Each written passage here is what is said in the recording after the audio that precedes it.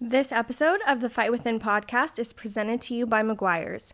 For over 115 years, Meguiar's has been carefully creating and producing advanced formulas with cutting-edge chemistry to deliver a show car perfect appearance. Whether you're showing on the fairway, finalizing your car for auction, or simply getting your beloved car ready for a weekend drive, Meguiar's is ready to help with their premium car care products to make every automotive surface look its absolute best. Meguiar's, reflect your passion. Make sure to visit them at meguiars.com.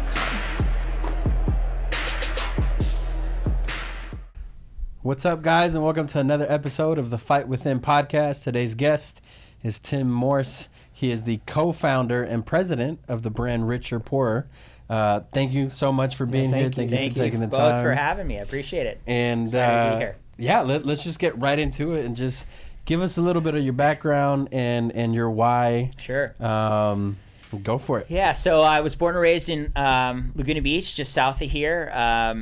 And I had spent kind of my formative years working in retail for a lot of different retailers in Laguna, and then also interned at some of the local surf brands, in particular Gotcha Sportswear through college. Always loved fashion. I was always been a big fan of it. I'm a brand guy. I love brand. I love building brand. I love establishing like emotional connections with certain brands. Mm-hmm. And so after I went to college, I graduated. My parents were like, well, you're not going to go work for a surf brand. We spent all this money to send you to college. You're going to go up to this place called Silicon Valley where there's this computer thing going on. And so I was sent up there, and I actually went and got a job working in Silicon Valley in Sunnyvale. I spent about 12, 13 years in technology, working on sales, business development via 2 acquisitions. So I was able to kind of really understand, how companies were being built. It was all really for startup companies, and was really helped kind of grow those businesses to a point where they either went public or they were acquired. And so when I had the opportunity to move back down to Southern California, I was looking at, what was I going to do next? I knew I always had this passion, as I mentioned, for fashion. And that's when I met my co-founder, Eva Pauling. And she was at the time working for her sister's brand, Goriana, which is a really great women's jewelry brand. And she was running marketing for them. And I had talked to her about this idea that I had for a long time while I was working in the Bay Area and living in the Bay Area, and that was to build a sock brand. I said, you know what, I always loved socks. What I noticed when I had expected to go up to the Bay Area and wear a suit and tie every day, and what I quickly learned was a lot of these companies in the startup environment, you were working with people that, fashion wasn't part of the culture. Yeah. You would have, engineers in there with multiple piercings, green hair, everything was acceptable. It was a great time to be, part of a young, hungry, motivated group. And so what I always use socks as a way to kind of replace a tie. Yeah. And it established like some sort of personality. And so I always had a challenge in finding cool socks. My options were like J. Crew, Banana Republic, Gap, etc. And I'm like, why hasn't somebody just started a brand around socks? I'm not looking to do T-shirts. I'm not looking to do sweatshirts, denim, etc. Just socks. And so when I started, when Eve and I were going back and forth, she has a very entrepreneurial spirit as well. She took a look at it and she's like, you know what? There's something interesting there.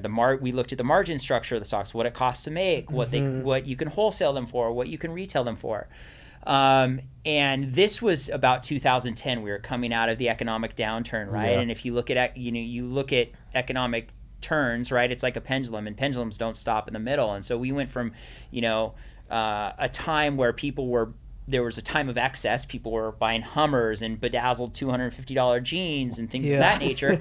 And that pendulum swung to, people were buying, Vans or Converse and a pair of Levi denim and, a basic Hanes white T-shirt and rolling up their cuff or their pants. And that was the look. And so you could go into a store and for $12 or $14, you could buy a pair of socks and really update an outfit, right? People still had the propensity to buy, but they just didn't have that expendable income to do so. And so we kind of, I truly believe that a lot of success is certainly hard work, but it's also timing. Like I think timing and luck has a lot to do with success. 100%. I agree. And so we timed it right. There was a couple there just happened to be another company at the time that was coming out that also started a sock brand down in South Orange County, and they took a very different trajectory. They raised $150 million from some of the most esteemed VCs in the U.S. And what was great about that is they put a lot of marketing dollars behind the importance of socks as a item in your closet, and so we kind of were able to draft off a lot of some of the excitement in the space. But I had to interrupt you. Yeah. So I was doing I was in college, and I was doing an entrepreneur pitch, and one of the founders of that company was on the panel. Okay. And I'll never forget this. I did my whole pitch, going, introducing myself to the judges or whatever, and obviously I'm a big fan of your brand. Yeah. And I was wearing your socks. How funny. And he said something about, oh, nice socks. I was like, yeah, they're my boys. And he just looked at me. He's like, next. Oh, of course. We've had a very there's been there was a lot of tension between us over the years. I think since we've gone our own ways, we've evolved into a men's and women's basics brand. Really, that's where our focus is. Socks is still a part of our business, but I would say it's single digits revenue as it relates to the rest of the collection. Yeah. So I thought you'd like that. That is a very interesting story. I could share with you offline some other stories there too in regards to the relationship. Does that make it fun though to have, essentially like in athletics, you have an opponent or you have a challenger? Yeah. Someone that's trying to take your place or trying to replace you or whatever. Is that motivating for you guys, or is it already motivating enough trying to build a brand and trying to build a company? It's a good question. So, we try to focus, I think, from the early days, our focus was on inclusivity. We wanted to be inclusive as we could as a brand, right? Like the name rich or poor and the juxtaposition of those words, like it conjures up a lot of feelings and emotions. And a lot of that has to do with like kind of people, right? And so we never looked at the competition necessarily as like, hey, we're trying to crush you, right? It was more of this mentality of a rising tide lifts all boats, right? However, I don't think that mentality was reciprocated, if you will. And so I think by human nature, like I'm a competitive guy, I played sports my whole life. Like, yeah, obviously it's motivating. You want to go out and you want to take market share where you can. But I think if you focus too much on that, you can take your eye off the ball and ultimately, it could be detrimental to any business. Yeah. How did you guys come up with the name? It's a great question. So when we came up with the idea, we kind of tested the product market fit. We had all of that going for us. We did not have a name, and we went through a few different names. My business partner was on a flight to New York. She had a briefcase full of our samples. We hadn't, got in front of any buyers yet, but we were going to meet some of very large buyers on the East Coast to see if we could get them to buy off on our initial collection to get in store for that fall. And she was reading an article in a magazine, I think it was like GQ or Esquire, and it was about a couple that had been married for like over 25 years and they got divorced. And in that article, it talks about, the vows of for richer or poor, right? And she's like, light bulb went off in her head, and she's like, you know what, I love those words. We've all heard it. So one of the challenges of any brand, right, is how do you make it sound as though the brand is familiar, right? And so I think that's initially what caught her eye as she brought it to me and we started digging into those words. It's like what do those words mean to us? And we'd both traveled around the world. We've seen a lot, and what I felt was that some of the poorest people in the world actually are some of the happiest. If you travel to second and third world countries, kids with a soccer ball and one shoe have smiles for miles, right?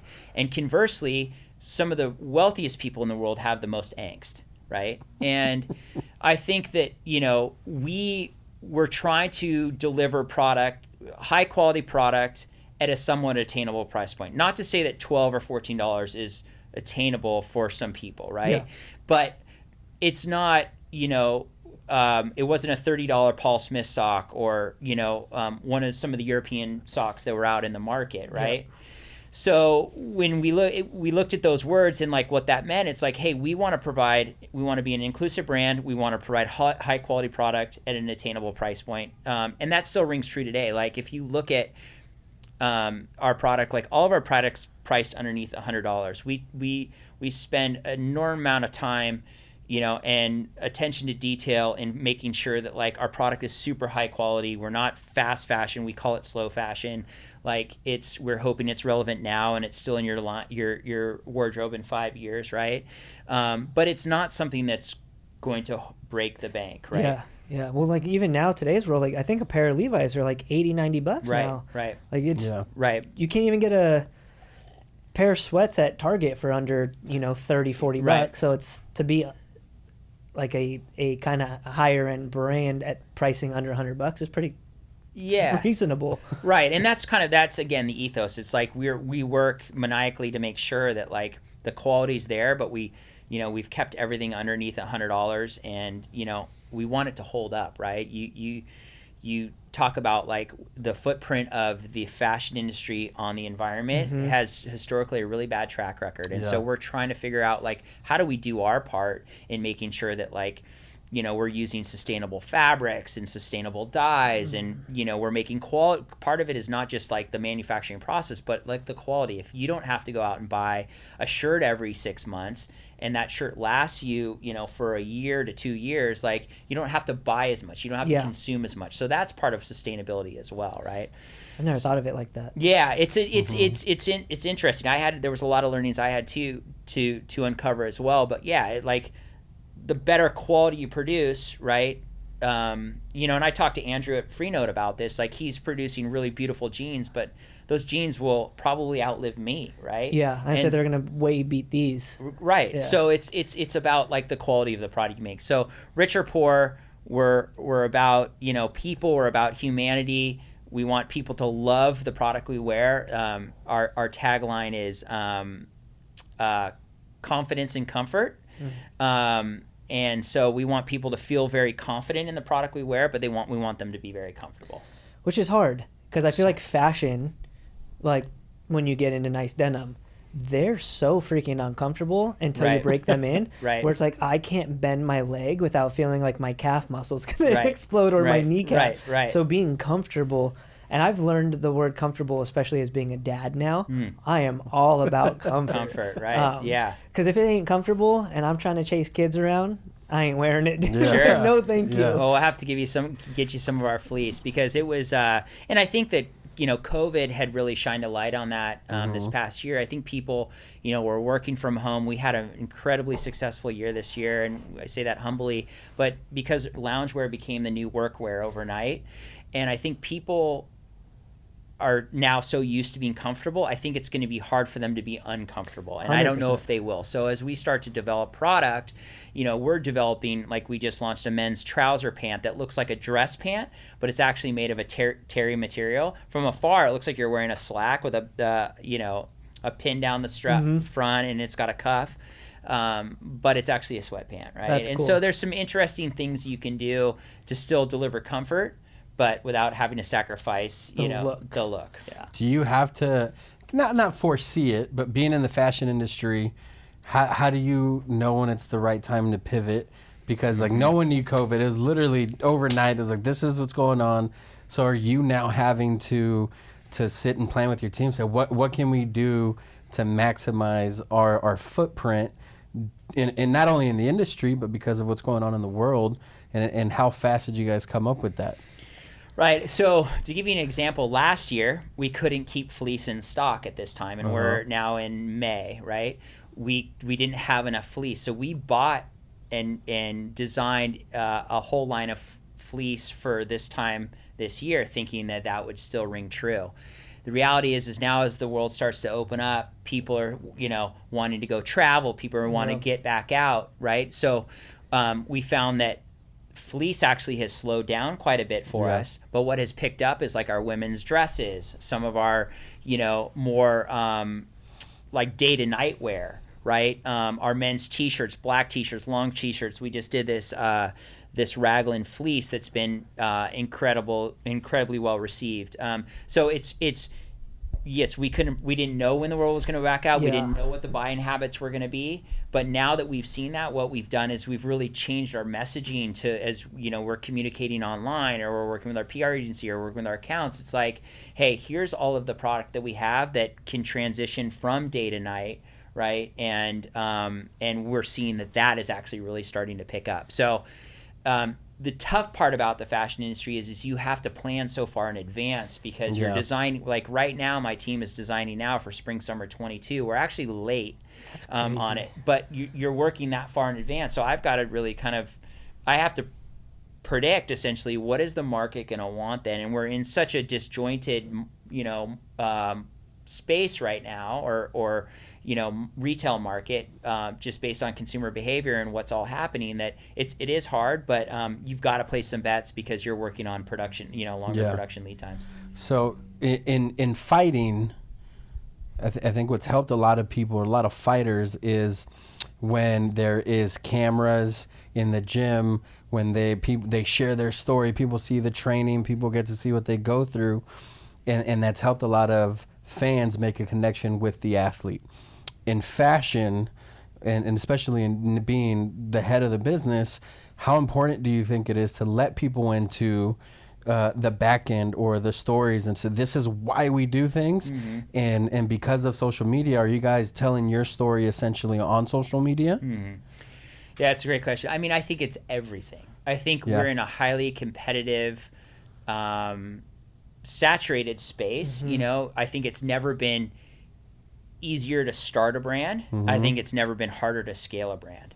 And I think that, so you have, new companies entering the market, especially in COVID, all the time. Yep. And so the moat that you're trying to create for your brand is you have to establish that emotional connection and or that community with your customer, and really like make them feel as though they're special, right? And we do a lot of different things. One thing we do, just off the top of my head, is like, I make sure you place an order online, it'll get to you in 2 days. We're not Amazon, but to get product into your hands within 2 days is a pretty big feat for a small company like ours. We spend a lot of money with FedEx to make sure that like you have the best experience and you get it as quickly as possible. Customer experience. That's why people love Apple. Exactly. Having an iPhone is cool. Yeah. But unpackaging the iPhone is cooler than the iPhone itself. Exactly. It's the customer experience. And we with that comes in a completely recyclable bag that's branded. We don't use any virgin plastic. Like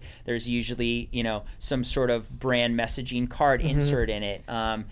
So we try to. I think you can fake it till you make it, but at the end of the day, if your product's not good, you can. You're going to only stand the test of time for so long. Yeah, which we talked about on our last episode with Andy too. It's like, if you don't have something that people are truly going to get behind, like there's a million brands, right? There's options. A lot of rad companies that make a shirt that I like, or a pant that I like, or a sock that I like. But I'm not going to just go to Costco and buy one. I'm the type of person where I'm going to invest into businesses and people that I want to see succeed, because I know my dollar genuinely matters to certain people. Sure. Yeah. So it's like having that message and a brand and a product to back it is obviously, it's one of the only reasons why Hidden House has done so well. Right. It's because of what the brand represents. It's not the coffee. Right. There's a lot of great coffee companies out there. It's what we stand for as a brand. Right. So I can appreciate like all those little details that you guys do. And I don't think people realize, like, they might think, oh, it was just a sock, or it's a shirt, or it's a pant, it's sweatpants, but they don't understand and realize how much like thought, one, goes into it, two, like time and production and just the little details. Like all those little things cost money. Right. Like you don't need to do that stuff. You don't need to send a recycled bag. I think it's one of those things, we're living in a time where people want to get behind a brand and a company that has morals in the sense of everything, and on sustainability, on how we purchase, on how we have things and what we stand for. But at the same time, I think people don't understand sometimes. You might be like, $20 for a pair of socks. Well, yeah, that might seem a little steep, but then let's see what goes into it. Right. You know, and I think it's cool that if you can convey that message, people are going to support it regardless. Like an iPhone brand new is like $1,000. Right. There's people that make $1,000 in a month, but will go spend money on an iPhone, right? It's because it's the brand that they've created. The brand loyalty, yeah. I love hearing the branding and stuff like that, but I really would love to get back to kind of like the business side. You guys started in 2010, so your 11th year. You and I have known each other for years. We lost connection, but social media makes it easy to stay in touch. And we were kind of talking off before we started, but I would love to kind of just hear your guys' journey as a business and a company. Sure. So if you can kind of share a little bit about that, and I'm excited to hear that part. Sure. So as mentioned, started in 2010. About a year into it, we quickly realized that we were gonna, we were starting to grow, and we're like, we're gonna need some more resources. My business partner and I had self-funded the business. We saw that there was, certainly an opportunity in the market. Interestingly enough, as just a backstory, our initial investor was a gentleman by the name of Patrick Carney from the Black Keys. You might be familiar with the band, the Black Keys. So a mutual friend of mine was married to him. This was at the time they were opening and closing at Coachella. I think that was 2011-ish. That's when they were like big. That's when they were big. And so he was down at Coachella, and she said, "Hey, why don't you? I'm going to be down there. Why don't I bring some socks down to Patrick?" He has a really high business acumen. He's a really sharp guy. And so we sent some socks down there. I remember getting an email or a text shortly thereafter going, "Patrick loves them." And it was a picture of him wearing them. And the question was, "Hey, if you ever need any money, would you be interested in investing?" And so, we thought about it for about 5 seconds, and then, we had reached out to him after they had played at Coachella. And that was our initial investor. And it was great because, what's interesting about the Black Keys is they actually own all their own merch. His brother Michael does all the design of the record labels, of the T-shirts, of any of the the merch at the concerts. And if you see the volume that they sell, it's incredible. I can imagine. We did a round of I think about 10,000 pairs of socks for them. It was of their record label at the time, and I remember it selling out in like the first 2 shows. So wow. Most bands actually don't own their own merch. They've structured that with their label, and so he's very smart as it relates to distribution, and understanding that he has a captive audience, and it's like they're coming to see music, but they also will buy 5,000 T-shirts at $30 a pop, and we own 100% of that, right? It's genius. So that was just as an aside, but as we grew, we ended up realizing we needed more money, and we actually were talking with different bankers, and one of the bankers we spoke with had brought an opportunity to us from a company based out of Vancouver by the name of Shoes.com. They had raised, like $40 or $50 million from, different investors. They had previously put together like apparently a very strong e-com team. And they were going to go make a run at Zappos as kind of the number 2 online shoe retailer in the world.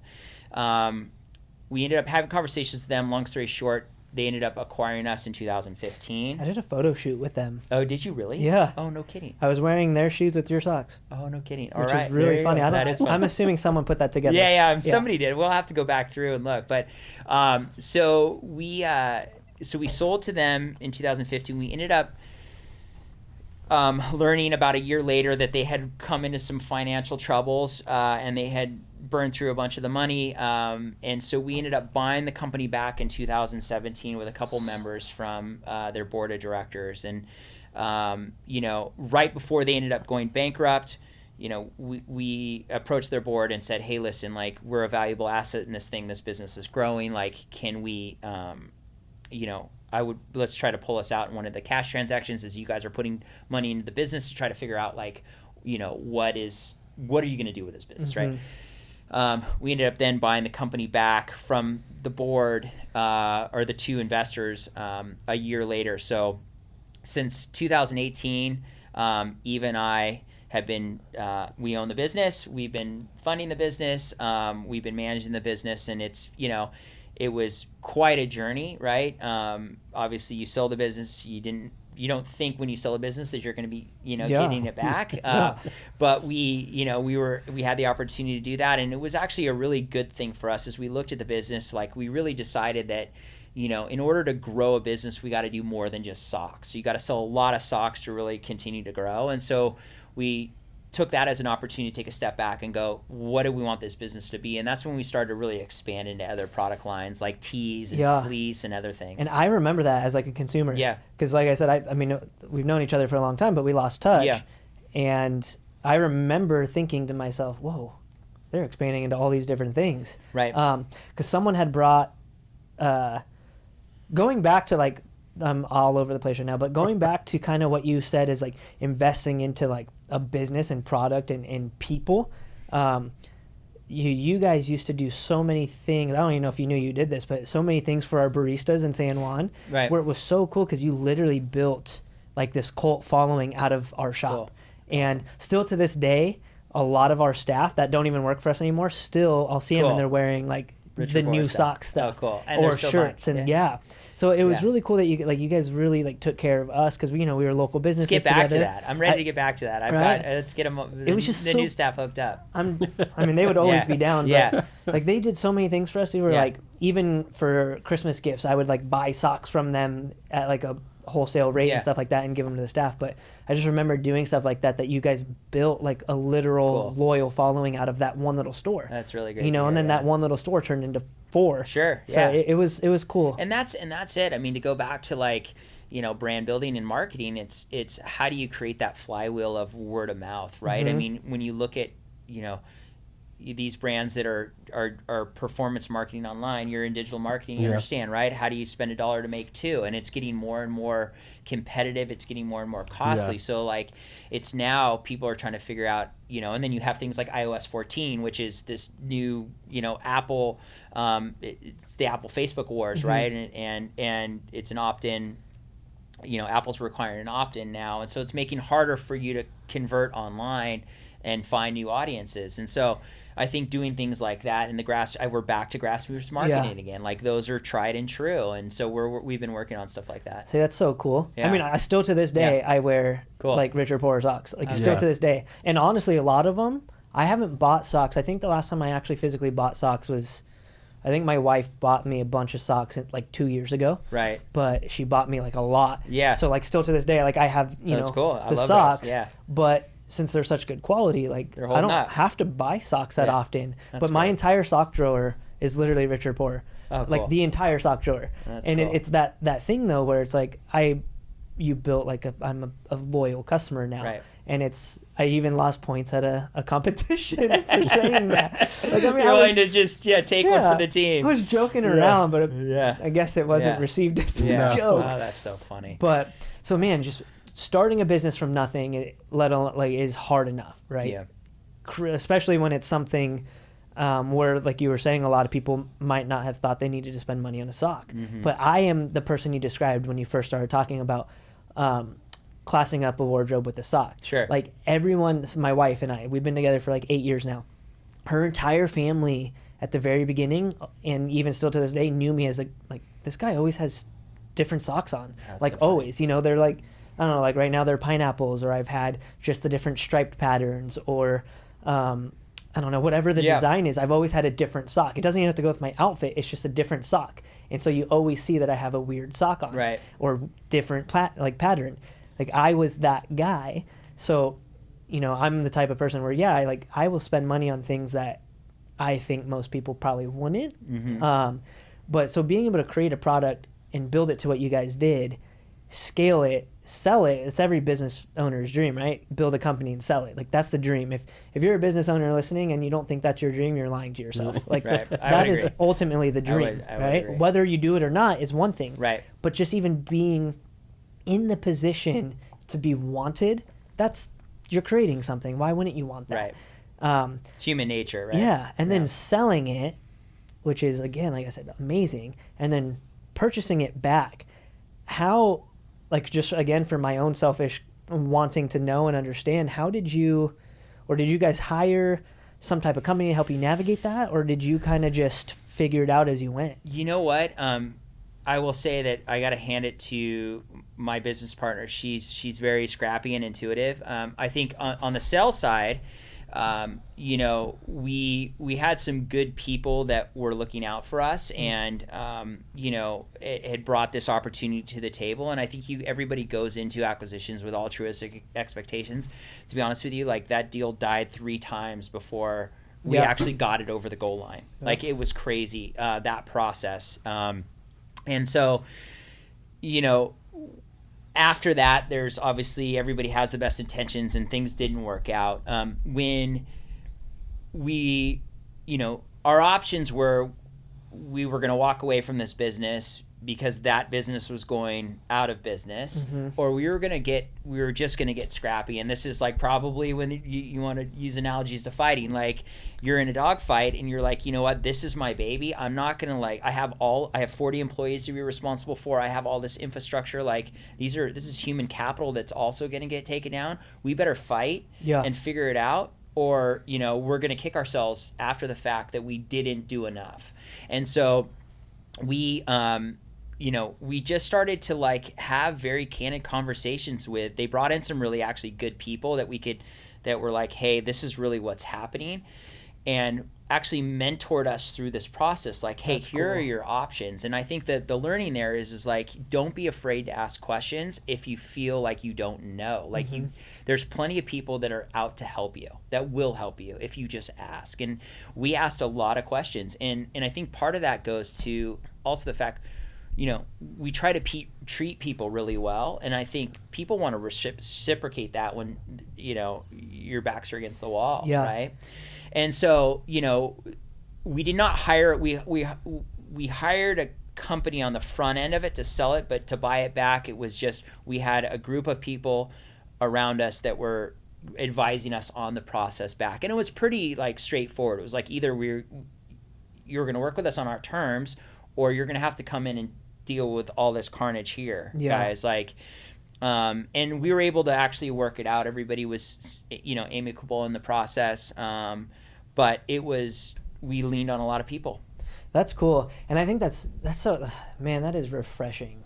Because there's so many people that would just try to toot their own horns, you know, like, oh no, I did this, I did that. Like, to just be able to admit, like, you leaned on people for help. Right. Like, I think especially in business, like, I don't think people in today's world, like, they've lost humility, right? Like, it's always, oh, I did this, or I figured that out. Like, I mean, yeah, you might have. I'm not taking away from people that have. Right. But just to be able to sit back, ask for help. Yeah. Like, I learned that because I was that guy for the first several years of our business. Like, I don't need nobody. I don't need help. I don't need this. I don't need that. Like, looking back at it, I probably would be in a much different place if I would have maybe asked for help or received help, I guess is the harder one. So I think that's just super refreshing to hear that you guys asked questions and you leaned on other people. And, you know, like for me as a business owner, that's changed my entire world of, I've been like this for like the last several years now, but it took a long time. But I no longer have any desire to be the best at anything in my company. And if I am the best at one thing in my business, I said this to Andy, I am not doing not doing my job. Right. Like, my job is not to be the best person at making coffee. Right. I'm not the best person at roasting coffee or sourcing coffee or developing, you know, whatever, cool merch. Like, that's not my job. If that was my job, great. But my job is to empower the people with me to be able to do their jobs, and then they become the experts. And now I, as the business owner, have to go ask questions. It's like the coolest feeling. But I think there's a lot of people out there that can't put their pride aside to be able to do that. Yeah, I totally agree. Like, I'm not the best at everything. I think, you know, it's about ego. And I think once you realize, and if you talk to, you know, some of the most successful, you know, business owners, entrepreneurs out there, a lot of them will say the same thing. Like, hey, I'm not the smartest person in the room. You know, I hire people into positions and empower them to be successful. Yeah. That's our jobs as business owners. And I think, you know, I'm similar to you in the sense of, like, there was for a bit there was an ego there that I had to figure everything out on my own. Yeah. And then it got to a point where, you know what, like this thing's growing too fast and it's getting too wide. Like you can't be subject matter experts in everything. And so you just need to go and build relationships with those that are and give them the tools to be successful. Yeah. And I think like for people listening, if you're on the fence of wanting to start a business or you're in a business and you don't fully know what to do because you're at that weird kind of crossroads, like I think being able to develop people in positions, I think, is like the number one lesson people lack. And it's not that they lack it, they just might not feel comfortable because you know how everyone always says no one's going to treat your business like you do. That's 99.9% of the time true, unfortunately. But if we're empowering people to do certain jobs and putting them in leadership positions and then just kind of, you know, overlooking their shoulder the whole time or always saying, oh no, we're not going to do that, you're never going to empower somebody to really fit their potential, feel comfortable and growing. And like as a business owner, there's been times where I don't necessarily agree with some of the decisions one of my managers makes, or for, you know, if it was my head roaster, I let him fully control our entire roasting department. There are stuff he did or coffees he bought or contracts he signed that I didn't agree with, but if I constantly stepped on his toes, he was never going to be able to do his job. And he took what I created and turned it into something so much more than I ever could have. Right. So it's like that risk reward, right? Like there was a couple of things I wouldn't have done necessarily I wouldn't have done that he did, but it doesn't mean it was the right way, right? Like, and I think that's the mentality is it's not my way. It's not even the right way. It's the way to get you to wherever you're going. So I think I just really like hearing like the humility in that. A lot of people don't have that anymore. Yeah, right. No. But then how did you get that humility? Was it because of failures and setbacks, or? Yeah, I mean, and I think, it was, there was certainly a lot of failures. Like, I think to your point, you know, I had more maybe humility in the earliest days, right? We might have not made those same mistakes. Yeah. And I think my advice to anybody listening is, you know, not to try to figure everything out on your own. Like everybody, if most business owners or people that have started businesses have gone through something of the sort and can help guide you around those potholes.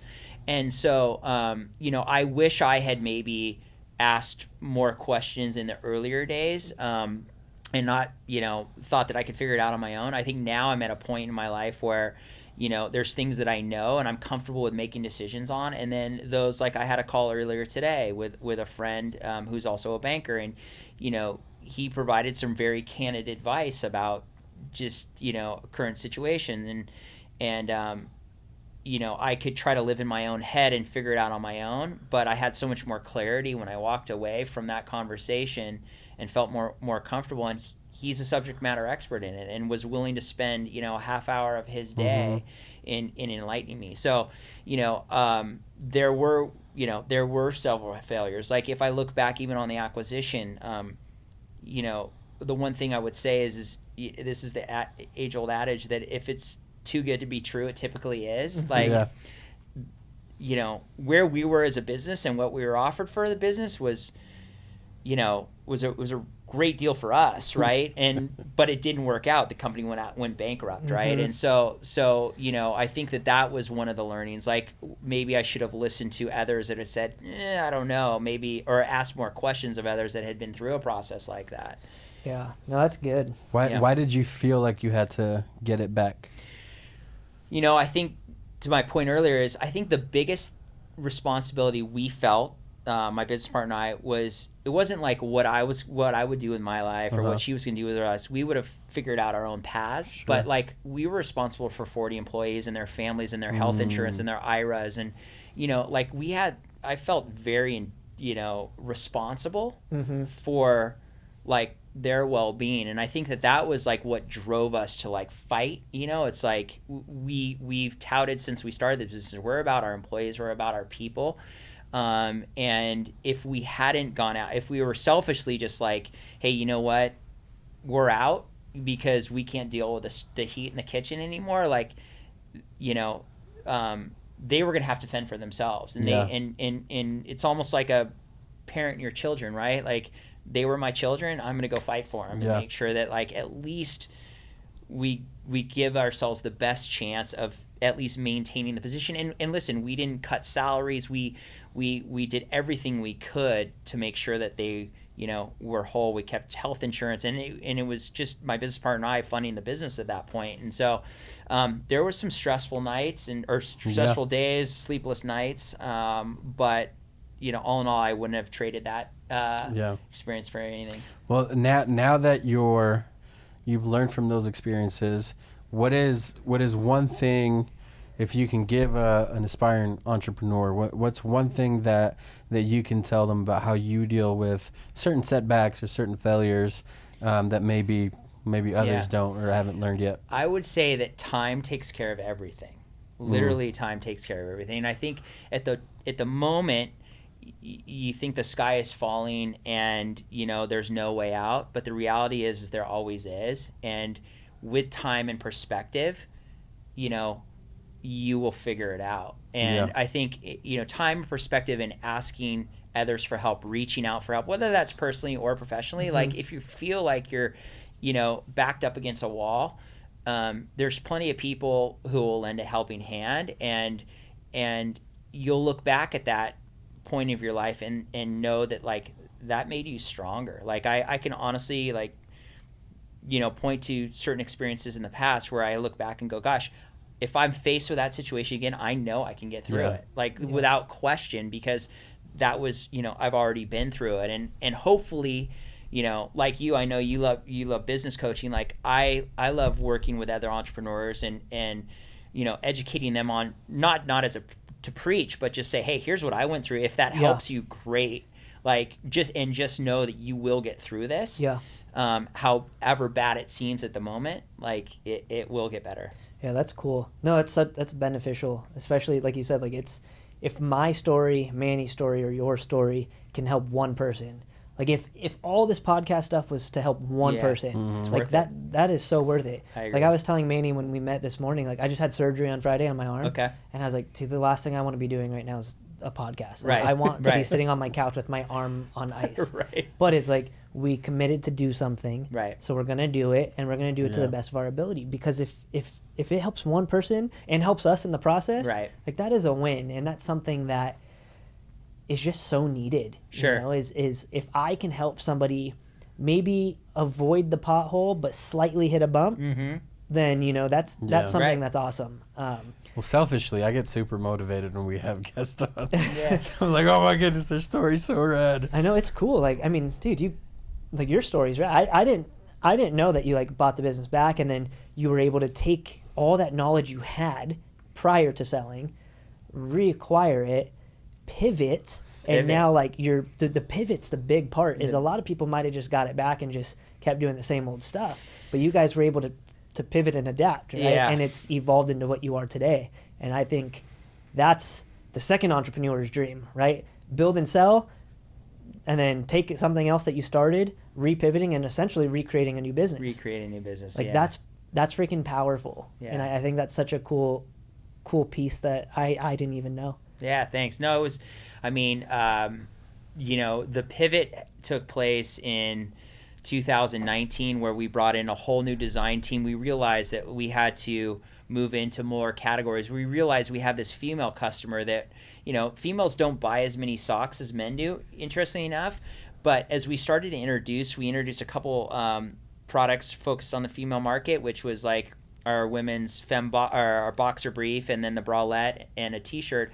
And we saw all of a sudden the women's market is much bigger than the men. Women just seemingly consume more. So, we realized that, we need to focus our design efforts on building out a women's collection. We need to rebrand, and we need to focus on, really bolster our supply chain. And so, we started working with factories all over the world. We did that in 2019, and we launched a full new rebrand of the Pivot in January 2020, right? Oof. This was ahead of, right? I mean, you talk about timing, right? This was ahead of COVID, where this is the first time we've really introduced fleece into the mix, all this new comfortable product. My head designer and creative director, her whole inspiration for the season was around being comfortable at home.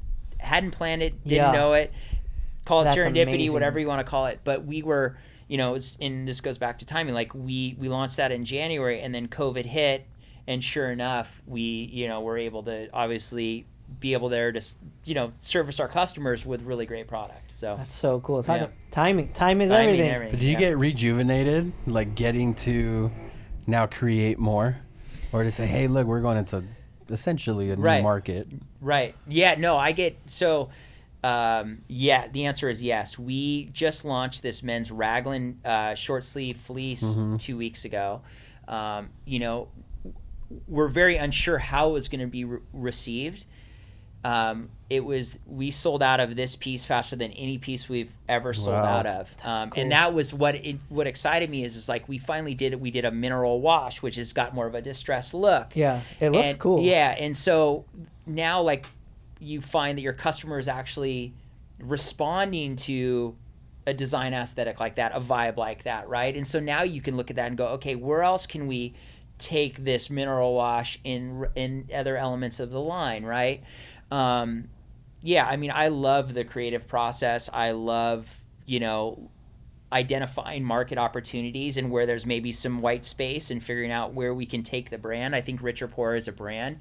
The beauty of it can, it can sell a broad range of things. Like if we ever wanted to get into home goods or like sheets and pillow sets and, blankets, like the brand can support that, 100%. right? The ethos can support that. So, I think, the brand has a bright future. I, would expect to see some interesting stuff from us in the next coming year. Yeah. Well, and you created awesome. a lifestyle brand. Right. This is essentially what exactly. you did. I mean, dude, you're super swaggy. So, I mean, you're literally created like a lifestyle brand. Yeah. That's rad. But just want to say thank you. I mean, I know you're busy and timing, and we appreciate you taking the time to come do this for us. We love, again, being able to just we love our guests being able to tell a story. And, I learned a lot today. I was already a fan of yours and the brand, but now hearing everything else, I'm like, dang, maybe I should go home and buy some stuff, like just those little things. I might know a guy. Right? But man, just thank you. I think the Instagram's just at Richer Poorer. Yeah, so Instagram, you can find us at Richer Poorer. And if you have any questions about the entrepreneurial journey, you can email me. My email is tim@richer-poorer.com. I'm happy to answer any questions. Giving out contact info. Yeah, thank you. What's that? So you're giving out contact info. Yeah, I'm giving out contact info. No, thank you for obviously putting on a great podcast and the great work you guys are doing. It's been my pleasure to be here. Thank you. No, appreciate it. Yeah, thanks, man. It was nice meeting you. Thank you so much. And remember, guys, that everything was impossible until someone did it. So, guys, remember to like, share, and subscribe to our channel.